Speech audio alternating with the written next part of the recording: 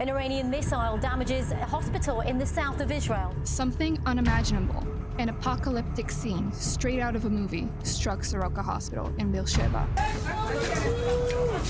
8 people have been killed in an Iranian rocket attack on the town of Beit Shemesh. At least 23 people were injured.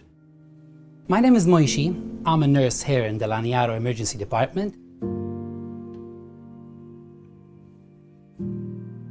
Well, at the time of the war, when the sirens goes off, we have to run. Our emergency department is not sheltered at all. Actually, this building is about 40 or 50 years old. There's a shelter. And the next department, out over here.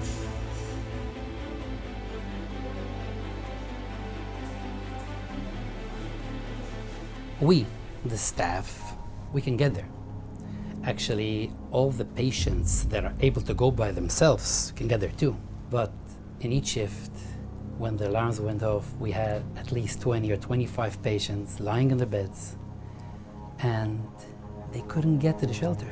If a patient needs immediate attention right now,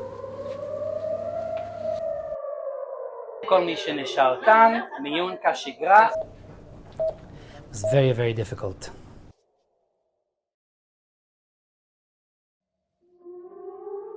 Alright, חבר'ה, אזעקה, בואו, אזעקה.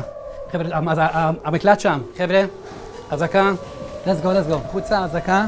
בסדר, יש מקלט שם בצד שמאל, כולם להתקדם לכיוון המקלט. Listen.